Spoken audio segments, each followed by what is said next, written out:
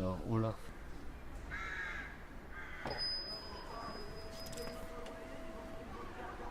Oui, bonjour. Vous allez bien? Oui, très bien, Oui. merci. Je vous laisse rentrer, je suis avec les Ok, enfants. très bien, merci.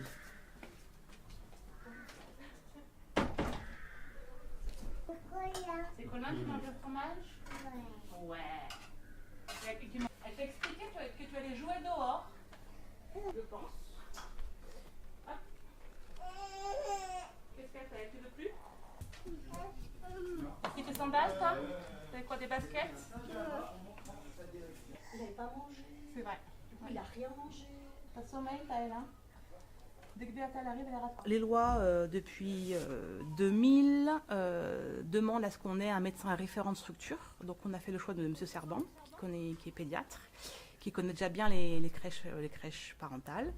Donc on s'est tourné vers lui parce qu'il a ce double casquette, effectivement, d'un point de vue de la santé et aussi d'un point de vue plutôt développement psychologique, psycho-affectif, autour de l'émotion. Et il nous accompagne, donc il accompagne le collectif parent, accompagne le collectif professionnel pour toutes ces questions justement de comment l'enfant naît dans ce besoin de sécurité, l'aspect sécure de l'enfant face à un adulte, l'adulte parent ou l'adulte professionnel. Donc il a toute cette question qui nous traverse nous en tant que professionnels, qui traverse le parent qui laisse son enfant en structure alors qu'il est tout petit. Donc il est venu vraiment étayer les réflexions qu'on pouvait avoir autour de séparation, retrouvailles, les conflits, le sommeil, l'alimentation, enfin toutes ces questions. Comme ce sont des crèches parentales où le parent est très investi, il y a cette question de la séparation et du bien-être de l'enfant qui est toujours au creux de la réflexion. Et comment pouvoir accompagner ces enfants au mieux sans leurs parents. Alors que c'est des enfants qui ont moins de 3 ans. Et on sait bien qu'à moins de 3 ans, toute la question de du schéma corporel, de qui je suis psychiquement pour l'enfant, c'est en devenir, ça se met en place. C'est pas je nais, je sais qui je suis. Donc comment grandir alors qu'on n'est plus avec son parent. Donc l'alternative des crèches parentales, c'est que le parent a quand même cette présence dans les collectivités, dans cette crèche. Ça permet de développer plus de confiance entre l'enfant et l'adulte. Et on sent que les enfants ici qui viennent à la crèche ont une facilité de se séparer de son parent, par exemple. Et on voit à quel point cette continuité éducative entre le parent, le professionnel et l'enfant est pertinente. Ça facilite le fait que l'enfant trouve sa place et soit en confiance quand le parent s'en va et quand le parent l'amène à la crèche. Top, hein? Bravo, hein? Un chef, quoi.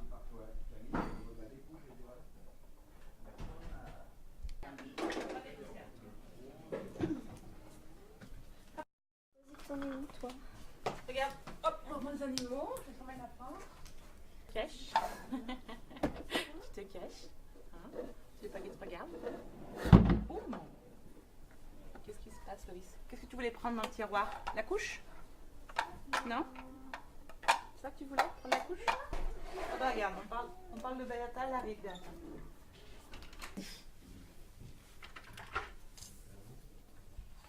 Hop là. Alors, où est-ce qu'on les met ces formes? Tu sais faire, toi? Où est-ce qu'on les met ces formes?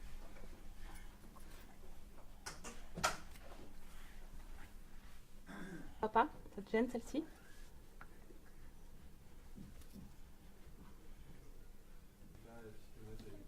Après, c'est quelle couleur ça? C'est le jaune encore, oui.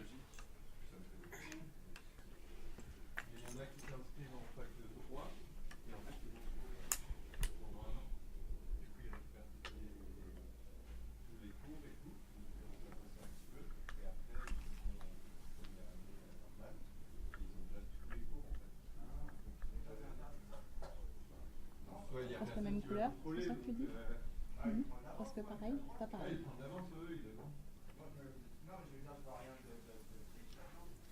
Dis-moi, tu ne me vois pas? Tu te vois pas? T'as vu, il y a le bleu là, pareil que celui-ci. Non, c'est à côté, oui, tu as raison. Et celui-là, il irait où celui-là? Il n'est pas là? Il va où celui-là? Il va pas là? Si, il va là, regarde. Bravo. Et celle-ci? Elle va là? Oui, tu mets là-bas, le placard, sur l'étagère. Étagère, oui. Tu veux? Que elle a effectivement confiance en vous, elle demande confirmation s'il a bien compris. Et ce bref échange de regards là que vous voyez sur l'image, ça lui permet par la suite de s'impliquer vraiment dans le jeu. Je trouve que c'est vraiment un moment d'échange. C'est l'entrée un petit peu. Oui, c'est l'entrée dans le jeu, mais on voit qu'elle a besoin de se rassurer auprès d'adultes dans cet échange de regards. C'est ça l'attachement en fait.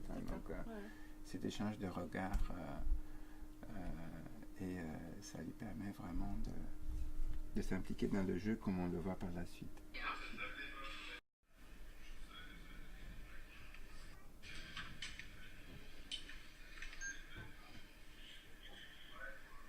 Et donc là, elle va essayer de prendre le grand jeu.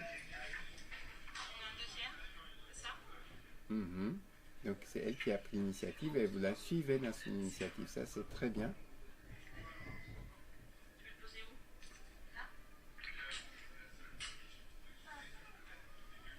Donc là, elle a plein de jouets et elle va venir vers vous. Et vous vous approchez d'elle. Ça, c'est vraiment un très beau moment aussi. Il n'y a pas l'échange de regards, mais assez de proximité physique. Je pense que c'est quelque chose que vous faites de façon complètement inconsciente.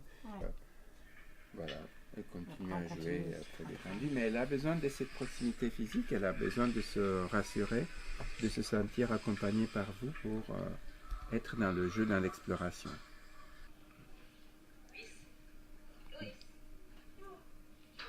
Donc d'abord, vous établissez un contact avec elle. Vous cherchez son regard et vous lui signez que c'est le moment d'aller se coucher. Donc elle vous regarde de façon un peu interrogative, elle se demande mais qu'est-ce qu'on me demande, mais vous lui expliquez ça très bien, surtout vous cherchez d'abord, avant de changer l'activité, après tu vas te reposer Loïs, d'établir le contact avec elle. Loïs, t'es occupé là. Et ça c'est un moment très important, très précieux pour aider l'enfant à bien comprendre qu'est-ce qui se passe, qu'est-ce que vous attendez d'elle. Et donc du coup, vous lui faites une proposition et du coup, elle se prépare pour se coucher. C'est quand même super que ça se passe comme ça en douceur. Et donc elle va chercher son doudou.